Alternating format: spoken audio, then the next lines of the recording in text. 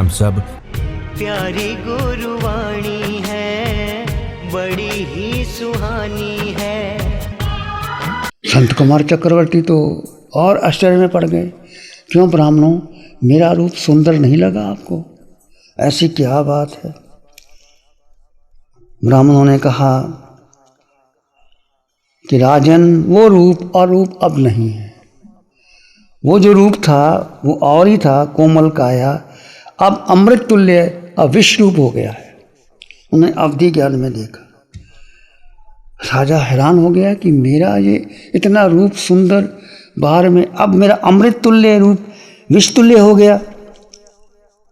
उन्होंने कहा, अच्छा ऐसा करो, आप एक थूकदानी लाओ, अपना जो थूक उसमें डालो, उसमें देखो कैसा रूप लगता है। तो उन्होंने ऐसा किया चक्रवर्ती ने, तो देखा कि जैसा ही उन्होंने थूका उसमें कीड़े को बुलाने लग गए। ऐसा रूप चक्रवर्ती की काया, वो जो अमृत तुल्य थी, वो विस्मय हो गई। विनाशी अशुचि में काया को ऐसा प्रपंच देखकर संत कुमार चक्रवर्ती ने सोचा, ये मेरा शरीर, मैं इतना सुंदर जो देवों में प्रशंसा करता था, ये संसार तो कुछ भी नहीं, ये मेरी काया, इस पर मैं इतराता था, लोग प्रशंसा करते थे। देख करके देव चले गए। कहने लगे, नहीं राजन, वो स्थिति अलग थी, ये अलग है। आपका शरीर जो अमृत तुल्य थे अब विश्व तुल्य बन गया है, इसमें बहुत बैठ जाए हैं। और जैसे ही उन्होंने थूका, मक्खी बैठी, वो भी परम धाम को प्राप्त हो गई। ये कहकर देव तो चले गए। ब्राह्मण का रूप था उनका बनाया, राज्य को वैराग हो गया और वो सब छोड़ करके 6 खंड का राज्य क्या बन गए? साधु बन गए। वैराग्य आ गया, ऐसा वैराग्य आ गया कि ये शरीर है सत्य का शरीर, मैं तो कुछ भी नहीं हूँ। अब वो संत कुमार चक्रवर्ती ना रह करके एक साधु, उच्च कोटि का साधु तपस्वी बन करके जंगलों में विहार करता है। उन्होंने देखा इंद्र ने कि अब परीक्षा लेनी चाहिए कि क्या ये साधु अच्छी तरह पालन कर रहा है। एक देव वैद्य का रूप बन करके, डॉक्टर का रूप बन करके उनके पास आया कि देखो राजन, तुम्हारे शरीर में बहुत रोग पैदा हो गए हैं, कोढ़ पैदा हो गया है, मेरे पास दवा है, ये दवा आप लगाओगे तो आपका कोढ़ ठीक हो जाएगा। उस संत कुमार साधु ने कहा कि वैद्य, इसकी मुझे ज़रूरत नहीं है, मेरा जो कर्म रोग है, जो कर्म लगे हैं मेरे, उसको मिटा दो, ये तो मैं अभी मिटा देता हूँ। ये दवाई जो आप औषधि देती हो, कहते ये औषधि ले लो और आपका रोग ठीक हो जाएगा, कहते ये तो मैं अभी मिटा देता हूँ। उन्होंने क्या किया, अपना ही हाथ लिया और जिह्वा पर लगाया, थूका और यहाँ ऐसे मला, तो देखा उसकी काया कैसी हो गई? कंचन जैसी काया हो गई, रोग बिल्कुल ठीक हो गया। ये कहते मेरे पास शक्ति है, मेरे पास लब्धि है। ऐसे तपस्वियों की लब्धि होती थी तो वो ठीक कर देते थे, कहते मैं ये भी ठीक कर देता हूँ। काया वैसी की वैसी हो गई। तो उन्होंने कहा, मुझे कर्म रोग मेरे जो लगे हैं वो ठीक करो। देव तो देवता, वैद्य तो देव था, बना के आया, वो अपना रूप प्रकट किया। राजन, हम तो परीक्षा लेने आए थे आपकी, आप तो सचमुच महान हैं, आपने इतनी साधना की है, आप महान हो। नतमस्तक करके, प्रणाम करके, नमन करके वो देवलोकों में चला गया। कहते हैं साधु बनने के बाद वो रोग कितने वर्ष तक? 700 वर्ष तक वो रोग रहा संत कुमार साधु को। उसके बाद निरोगी हो गए और केवल ज्ञानी होकर के मोक्ष पधारे। ऐसी वेदना भी आती है और उन्होंने कोई इलाज नहीं करवाया। देव भी दवाई दे रहे थे, ब्राह्मण का वैद्य का रूप बन करके कि ये दवाई खा लो, ले लगा लो और ठीक हो जाएंगे। तो हमें शिक्षा मिलती है कि कैसे शरीर पर संत कुमार चक्रवर्ती ने अशुचि भावना भाते हुए, इतना सुंदर शरीर, हमारा तो कुछ भी नहीं। राजा महाराजा तो चक्रवर्ती थे, 6 खंड के राजा थे। उनके हुक्म के अनुसार हजारों हजार लोग देव खड़े रहते थे। सत्य देखा कि शरीर नश्वर है, अशुचि भरा है, सार यही है। उन्होंने देह को तपाया और रोग भी रहे, 700 वर्ष तक रोग रहे, पर कोई दवाई नहीं की और अपनी आत्मा को शुद्ध करते करते अंत में मोक्ष चले गए। ये अशुचि भावना है। आप भी और मैं भी चिंतन करूं। मैं आपको यहाँ केवल उपदेश देने नहीं आया कि आप अपने देह के बारे सोचो। हम सब सोचें, ये शरीर है क्या। हमेशा चिंतन करते रहना चाहिए।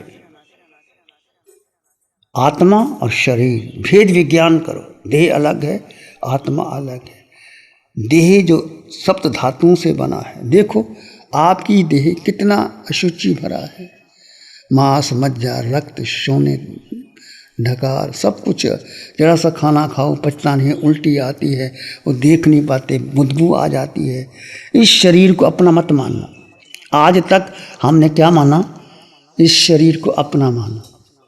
शरीर आपका हुआ, कब बीमारी आ जाए, कब आदि व्याधि आ जाए, कब वियोग आ जाए, कब मौत का झटका आ जाए, कब यमरूज आ जाए, कोई पता नहीं। अनंत काल में, अनंत योनियों में हमने शरीर को महत्व दे करके कर्म बांधे हैं।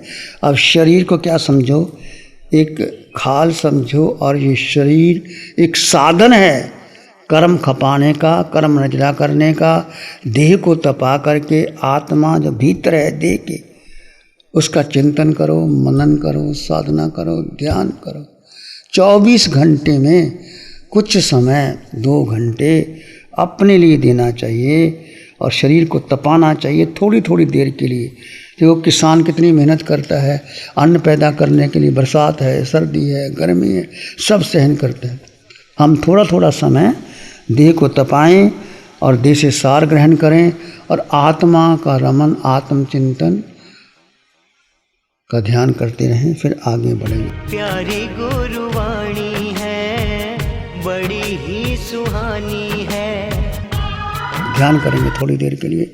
आंखें बंद, मन वचन काया शांत, शरीर शांत, विचार शांत, सृष्टि शांत, वातावरण शांत, हर दिशा हर किनारा शांत, शांत शांत शांत। सिर के सिरे से पांव के अंगूठे तक अपने भीतर शुद्ध चेतना का एहसास कीजिए। तुम केवल केवल केवल आत्मा हो। 2 तत्व आप चिंतन करो। एक तत्व जो देह है, जो जड़ है, जिसका आकार है, जो दिखाई देती है, जिस पर हमेशा हमेशा आप उसकी रक्षा करते हैं, उसका चिंतन करते हैं। इस देह के भीतर एक आत्म तत्व है। वो ज्ञानमयी है, दर्शनमयी है, सुखमयी है, शक्तिमयी है। उसका चिंतन करो, उसका रमन करो। इस देह में रहते हुए वो शुद्ध है, पवित्र है, निर्मल है। भीतर शांत मौन हो जाएं।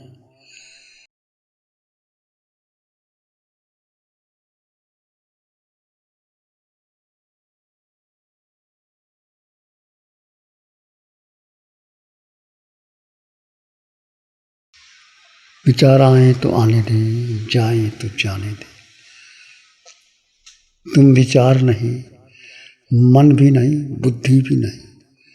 तुम मात्र मात्र आत्मा हो, जिसमें अनंत ज्ञान है, अनंत दर्शन है, अनंत सुख है। उसका चिंतन करो। मनन करो, विचार करो, सोचो।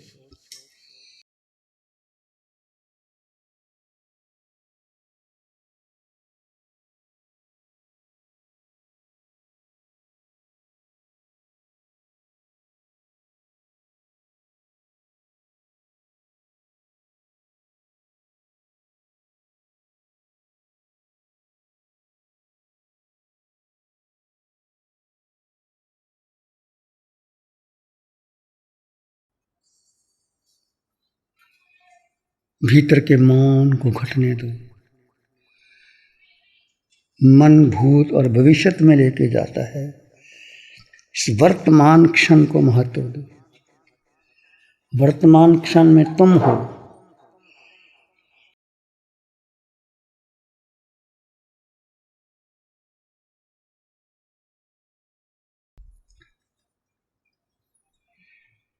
अशुचि भरा देह में एक शुद्ध निर्मल पवित्र आत्मा, वो तुम हो।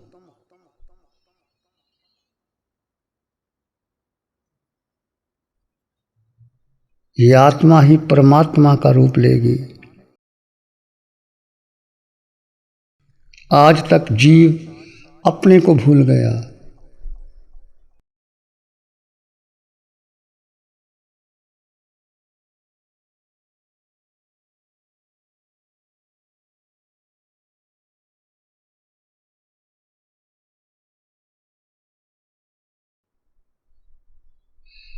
निज को जान, निज को पहचान, निज में उतर जा। अपने को जानकर, मानकर, स्वीकार कर, श्रद्धा कर, अपने में उतर जाओ। यही सत्य है, अटल सत्य है, परम सत्य है।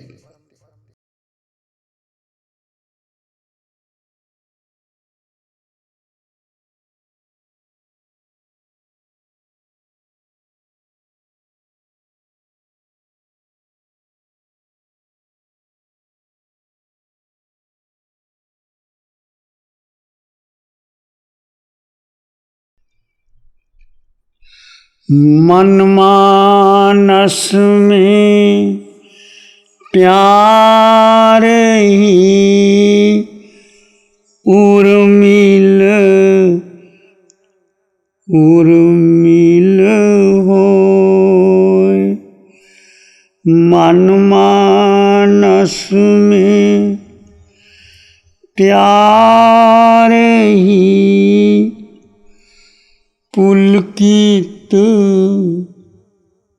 पुलकित हो। रोम रोम से ध्वनि उठे, जन जन मंगल हो। तेरा मंगल हो, सबका मंगल हो। सबका भला हो, सबका मंगल हो, सबका शुभ हो। इसी में एक लंबा गहरा श्वास लें। अरिहंत परमात्मा के चरणों में अनंत कृतज्ञता ज्ञापित करें। एक और लंबा गहरा श्वास। अरिहंत परमात्मा के चरणों में नमन और वंदन। दोनों हाथों को आंखों पर ले जाएं। हल्का सा स्पर्श, धीरे से आंखें खोल सकते हैं। नमो अरिहंताणं, नमो सिद्धाणं, नमो आयर्याणं, नमो वज्रायणं, नमो लोय सब साहुणं।